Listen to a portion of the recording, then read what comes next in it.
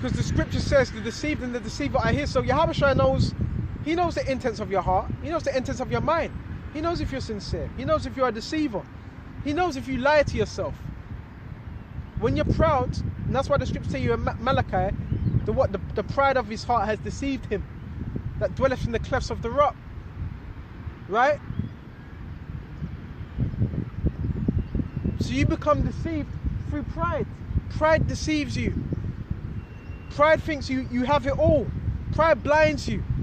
And that's why the scripture says, I shall send them strong delusions that they shall believe a lie. So that's what, over time, that's what Yahushua does to men. When they don't want to stop being deceitful, Yahushua says, well, you know what? You want to be deceitful? I'm going to send you them strong delusions. To have you thinking you're a man of Yahweh Yahushua when you're really not. You're a deceiver. And I'm going to have you be deceived by what the things of this world. That's what Yahushua does. Anyway, let's continue on in Hebrews 12. And it's set down at the right hand of the throne of the Most High, speaking of Yahushua. Right, let me check the time. Yeah, it's still got plenty of time. And this is verse 3. For consider him that have endured such contradiction of sinners against himself. So Yahushua, he even had to endure what? Contradiction of sinners. So Yahushua, what did he have? He had sinners trying to condemn him, as well as his disciples. This is what Yahushua had to deal with. Right? And what was Yahushua's spirit? He dealt with it in the right way. Right? He didn't buck up, oh, I can't take this, because then there would be no mercy shown to us. He suffered it. Right? He took that humiliation. Now Yahushua's got the glory. Okay? Bear just a minute, and that's what we're going to have to do. Here it is, you're going to have men that they don't even believe in the scriptures. They don't even believe in the scriptures. They're wicked. And it says contradiction of sinners, because you had sinners that were trying to condemn Yahushua. So it's going to be the same with us. You're going to have those that don't even believe. And they were going to try to what? Condemn you. Okay? You've got to understand what you're a part of. You have to understand that. Right?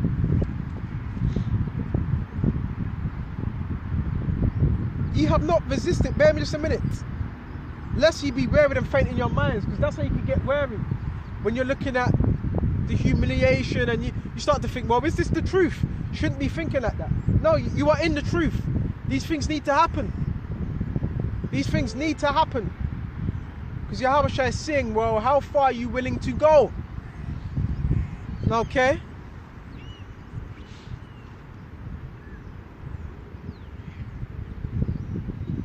For consider him that endured, bear me a minute. For you have not resisted unto blood, striving against sin. Because that's what we're fighting as well, this flesh. And let me tell you, this flesh is true. This flesh is wicked, man. Wicked. It will have you, it's Satan. It will have you not even wanting to study. It will have you not wanting to pray. But we got to keep strong. Right? We got to keep strong. Right? The flesh is wicked. And ye have forgotten the exhortation which speaketh unto you as unto children, my son. And the hopeful elect are sons of who? Yahushua. Just like Yahushua is the son of the Most High, we are also sons of Yahushua. That's why we're known as what? The sons of God. Right? Despise not the chastening of the Lord Yahushua, nor faint when they are rebuked of him. So don't despise that chastening, right? Don't get to the point where you don't want to hear it, right? Despise not the chastening, the correction. Because if you're despising the chastening, that means you're despising Yahushua. You're despising his correction, because ultimately it's him. And where does that chastening come from? Sometimes it could be an ailment. Sometimes it could be through thought. Sometimes it could be through other people in the world. That chastisement can come from people in the world. Okay? That chastisement can come from people in the truth. It comes in various different ways. A lot of the times it's from other brothers in the truth that chastise you. Right? So a lot of the time you're going to be chastised by other men that have the Spirit upon them to tell you.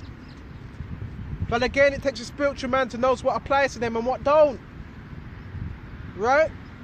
Never. That's a dangerous spirit to be in. Very dangerous. Nobody can tell you anything. You already got it made. And I'm not even in the camp. I'm not even in the camp. But certain videos I still watch, and certain things you can take from it and say, you know what? I'll work on it. I'll work on it. I'm not perfect, but I'll work on it. See, that's someone you can reason with, right? But someone that has the mentality, boy, who is he to tell me what to do? Someone like that ain't gonna last. Someone like that ain't gonna last at all. No faint when I rebuked of him, because this is part of the truth. You don't faint. You don't faint. This is what men do. You do know there's certain men that go back into the world. There's certain men that go back into the world just because something was said to them that they didn't like, an offense they had. And if you got a problem, if there's an issue with your brother, the scriptures tell you how to deal with that. Scriptures tell you how to deal with it. Bear me just a minute. The scriptures tell you how to deal with it. Okay? Some men fall out because of the offense they had with another brother in the truth, or something that was said 4 or 5 years ago, or whatever. Some people fall out, and they look for that as an excuse to fall out the truth. Oh man, let's start at Matthew 22 and 39. Apply these scriptures, right? Apply these scriptures to the best of your ability. Let's go to Matthew 22 and 39. Right?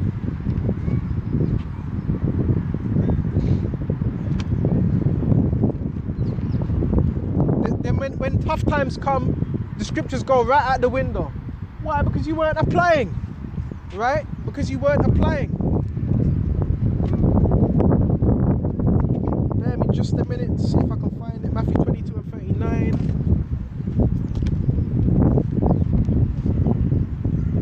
Matthew 22. This is Matthew 22 and 39. Right? Matthew 22 and 39. Here it is. This is Matthew 22 and 38, 37. Okay. Actually, you start at 36. Master, which is the greatest commandment in the law? Right? Yahushua said unto him, thou shalt love thy Lord thy power with all thy heart. Excuse me. Heavy wind. Thou shalt love the Lord thy power with all thy heart. All. Right? All thy heart. Everything. So, knowing that's the first important commandment. If you're loving your power with all thy heart, that means you're going to have a particular mindset with loving your Yahushua with all thy heart. That means you're going to be fervent for him because you love him with all thy heart. Okay, you're going to be seeking, what can I do next for Yahushua? Okay. And with all that soul and with all that mind, this is the first and greatest commandment. And the second is like unto it. This is the second. Right? Thou shalt love thy neighbor as thyself. So that's secondary. Right? You actually got to, love your neighbor as thyself. Right? It's not optional. You have to. Okay. So, knowing this is read, and bear me a minute, and on these two commandments hang the whole law and the prophets. So knowing that is read, knowing that is said by Yahushua, what happens if you're not doing that? You're going off, you're sinning. Okay? So, brothers, particular brothers are going to get evil thoughts in their mind. Are you going to get brothers that come into, so-called brothers that come into the truth, that are not right?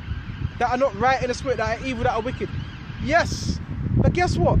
How was Yahushua, how was he treating his brother? The scriptures tell you, you love your brother. So, if any other thought comes into your head and you hate your brother, you gotta know that's Satan. You gotta know that's the devil. That's the devil. If you hate your brother, that's the devil. Okay? Okay? And is this man wicked? Yeah. Well, this man's gonna be destroyed if he's wicked eventually. Because you have an elect. But as long as Yahweh said that, we got to stick with what them principles. A lot of men, they don't stick with these principles and they become what? Hypocrites. Okay? So now the scripture says that. Babakashah.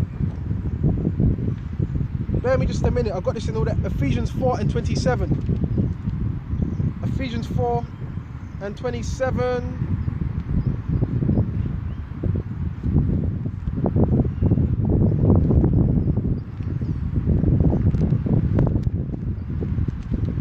Ephesians 4 and 27. It says, you know what? It's not. See, this is beautiful. This is beautiful. 22. You put off concerning the former conversation, the old man, because our conversations in the world, they were of what? The old man. Speak of foolishness. And a conversation of the world was what? It'd be things to do with the world. Okay? That's what it'd be. And a lot of men, their conversation is what? Dead rappers. Why do you care about some dead rappers? Your conversation is supposed to be what? Upon the kingdom. Right? Not no dead rapper. He's a dead rapper.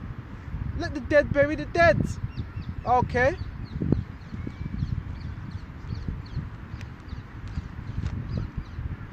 Which is corrupt according to the deceitful lust. So the old man is corrupt according to the deceitful lust. That's why it's a battle. Every day. Every day we're trying to purge away this old man. Well, Yahushua is doing that. Okay? According to the deceitful lust, and be renewed in the spirit of your mind. So the renewing starts with the mind. A lot of men talk about spiritual power, but then they're not even renewed in the mind. They can't even take correction. But you want spiritual power. But you want spiritual power. But you can't even do the basic things. You want spiritual power, but you don't even have restraint over your spirit. You gotta be real with yourself. And that he put on the new man after the Most High is created in righteousness and holiness. So that's what you do. You put on the new man, which is according to the scripture. So when you're walking according to his precepts, that's you, and doing, that's you putting on the new man. Because the old man always wants to come back, always. You know? The old man, you remember me? Remember when you were doing this? The old man's always got a room for you to go back. Okay? Always. And that you put on a new man, which is after the Most High is created righteousness and true holiness. Wherefore put away lying. You got a lot of men. If they were lying, you would be talking to a man would be looking you in your face. Excuse me. A man would be looking you in your face. I've got the sign here with me as well today. A man would be looking you in your face, and he'd be barefaced lying to you. Right in your face. And that's insulting your intelligence, because if you lie to a man of the Lord, that means you're lying to Yahweh Shai. Right? Put away lying. Don't lie. Right? Do not lie. Right? And I've said this as well. You may get in an altercation with a brother, and you may say, you may say, well, he called me proud. Well, if someone said to you, especially a man of the Lord, a hopeful elect, and he says, well, you call me proud, you call me proud. If someone says that to you, well, you gotta be spiritual and say, well, why did he say that? Why did he say you are proud? Did you ever think of that? He called you a demon. Why did he call you a demon? Why did he say that? You see, you're not being spiritual. So this word is an offense to a lot of our people. So put away lying. You shouldn't be lying to no brothers at all. Because lying, that may have been something you've done in the world, but once you wake up to this truth, you shouldn't be lying. So put away lying and speak what truth, especially if you've got the Bible in your hand. Okay? Put away lying, speak every man truth with his neighbor, for we are members one of another. So don't lie, and don't lie on brothers, because that's going to come back to what? Bite you in the arse. Right?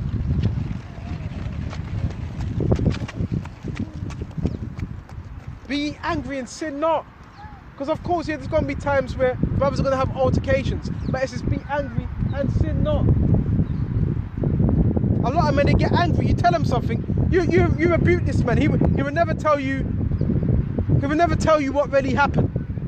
Okay? This man might have been a demon. You know? He may just well being a demon, right? And that's what Yahushua was able to do. That's what the Pharisees were able to do. That's what the disciples were able to do. Cast them spirits of men. And you need to do that because none of us are demon proof. It happens to all of us. So that means you would have to talk in a particular manner.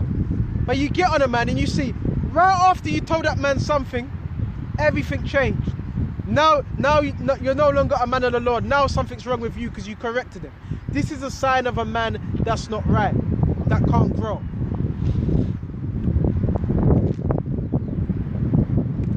Be ye angry and sin not. So Psalm that said, you may be angry about it, but the scripture says, sin not. Don't let the anger cause you to sin. Because when you're angry, you do silly things. Morning. When you're angry, I'm sure you do silly things because you're not thinking it out. So when you're angry, okay, take time, sit back and assess the situation. Right? Assess the situation. Right? Why did he say that to me? There's going to be times where you also suffer wrongfully. As certain men, they will do titles. Take the L, suffer wrongfully. Okay? So sometimes you have to suffer wrongfully. Certain men, they don't suffer wrongfully. They're just wicked. But they talk about suffering wrongfully. Okay? And it's never, on a spiritual sense, it's never wrongfully anyway. Because in Micah, I think it's 7:9 or 9:7, it says, I will bear the indignation of Yahweh Abishai. Why? Because I have sinned against him. Right? So a spiritual man is going to see it in that way anyway. Whatever comes upon me, well, we have sinned against Yahweh in our past lives. And even here, even in this truth. Right? Even in this truth. Right? The right mindset. A lot of men, they don't come into the truth with the right mindset. Okay? They may have a phone in their hand. Precepts. Yeah, I got some precepts. But you don't even